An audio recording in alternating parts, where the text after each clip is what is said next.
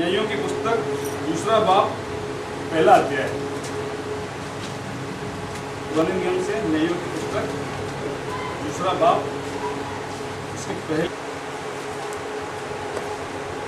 यहाँ पे इस प्रकार लिखा है, और यहोवा का दूत गिलगाल से बोकीम को जाकर कहने लगा कि मैंने तुमको मिस्र से ले आकर इस देश में पहुंचाया है, जिसके विषय में मैंने तुम्हारे पुरखाओं से शपथ खाई थी। और मैंने कहा था कि जो वाचा मैंने तुमसे बांधी है मैं उसे कभी ना तोड़ूंगा। मैंने परमेश्वर को पूछा तो परमेश्वर ने बोला, इसमें लिखा हुआ है कि मैंने तुमसे तुम्हारे पितरों से जो वाचा बांधी है कि मैं तुम्हें आशीष दूंगा, मैं तुम्हें जो भी आप जानते हैं कि आशीष दी है तो वो मैं दूंगा। पहली आयत ये थी शुरू से कि भाई मैं अपनी वाचा को कभी नहीं तोड़ूंगा, तुम्हारी तरफ से टूटेगी तो मेरी तरफ से कुछ नहीं टूटेगी। ये मेरा पहला प्रॉमिस है। दूसरा प्रॉमिस यीशु मसीह ने बताया पुराने नियम से, ये निर्गमन की पुस्तक उसका 15वां अध्याय 26वीं आयत।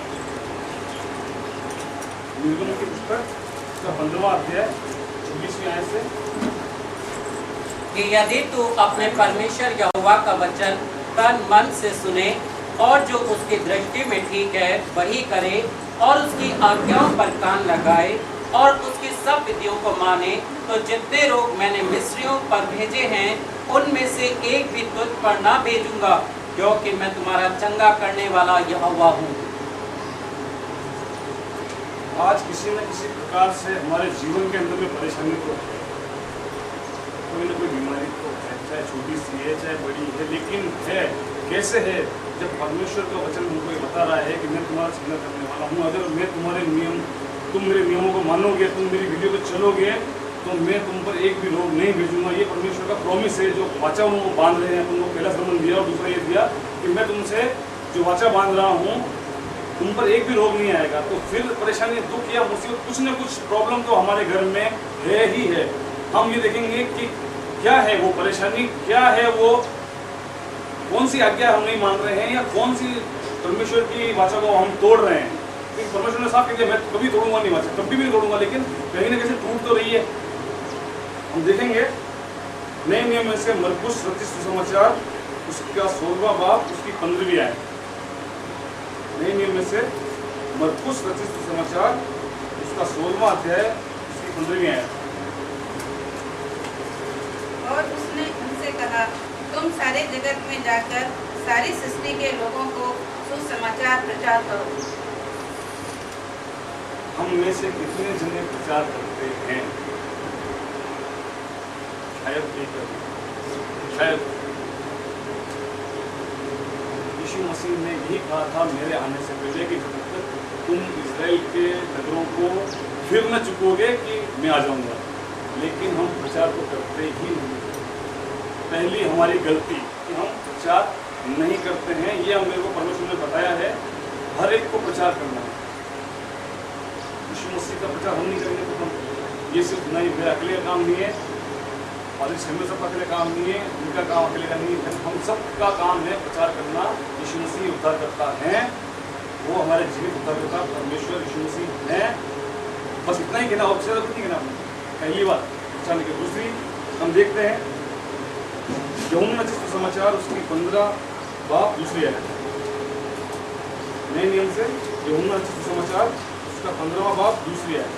जो डाली मुझ में है और नहीं फलती वह काट डालता है, और जो फलती है उसे वह छांटता है ताकि और फले। यहाँ पे यीशु मसीह हम सिंपल एक बात समझा रहे हैं कि जो डाली मुझ में नहीं भरी रहती है, मेरा काम अगर नहीं करते हो, मेरी आज्ञाओं को नहीं मानते हो, मेरी विधि को नहीं मानते हो, तो पिता उसको काट डालता है, फलती नहीं है।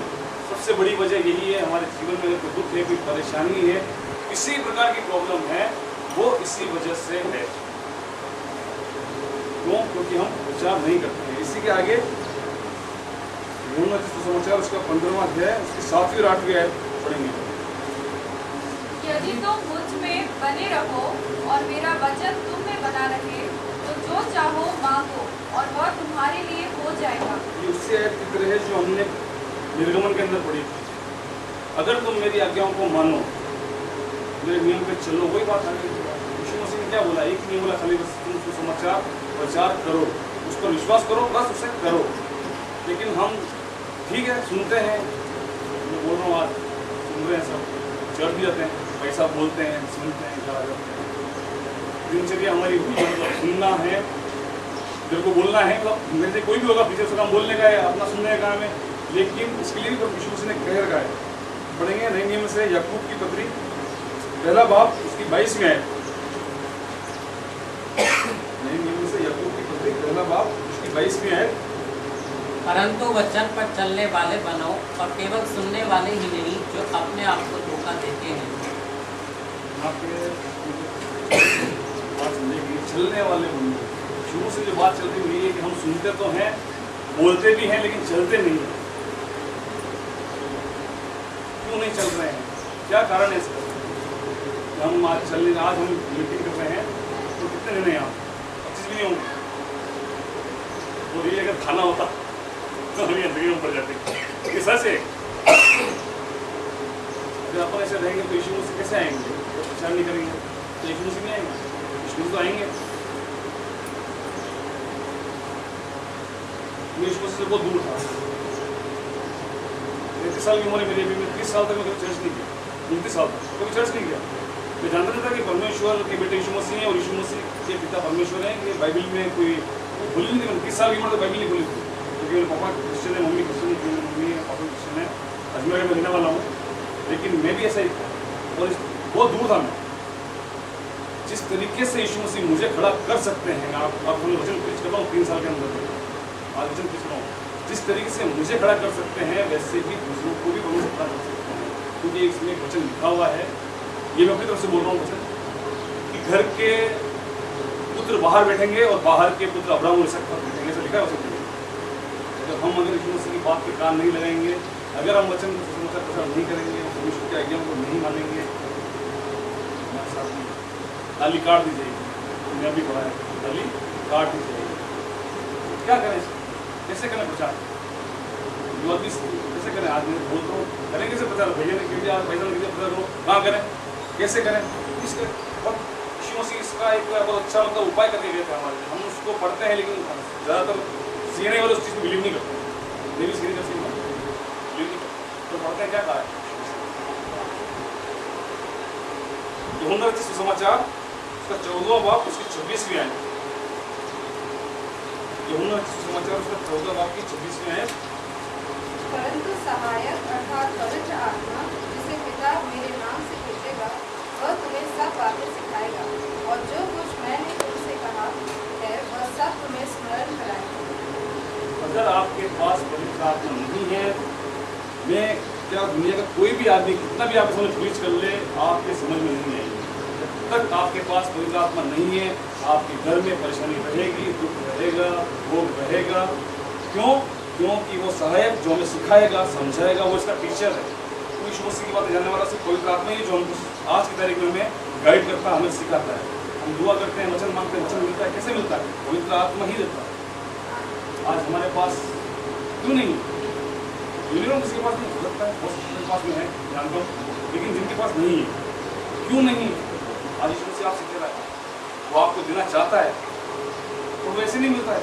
एक और बात बताऊँ, खैर वो समझ अलग है, मैं आपके लिए बताऊँ आपको, ऐसे नहीं मिलता है कि अपन घुटने टेक के अगले में दुआ करेंगे, कोई तो नहीं।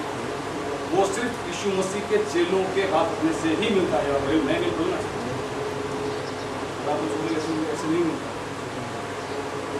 पवित्र आत्मा तो जब तक हम प्रार्थना नहीं करेंगे, हमारे गुनाहों को नहीं मानेंगे, हमारे अपराधों को नहीं मानेंगे, समाचार प्रचार का वादा नहीं करेंगे यीशु मसीह से, तो यीशु मसीह क्या तैयार है हमें शुरू करने की? आज हम ये दुआ करेंगे, हर एक के लिए दुआ करेंगे, जो दुआ करना चाहता है दुआ करेंगे। यीशु मसीह आज आप हर एक गुनाह क्षमा कीजिए, जो भी परेशानी, जो भी गलतियाँ हुई है, वचन के खिलाफ से आगे क्षमा कीजिए। आप कोई तरह से भरिए, हर एक रोग से, बीमारी से, परेशानी से छुटकारा। मैं मेरा काम है दुआ करने का, मैं तो दुआ करूँगा, लेकिन जब तक आपका मन पवित्र आत्मा को नहीं पुकारेगा या पवित्र आत्मा आप यीशु मसीह पता नहीं करेंगे, तब तक मेरी भी दुआ करने से कोई मतलब नहीं, क्योंकि वो यीशु मसीह और आपका मैं सिर्फ दुआ करता हूँ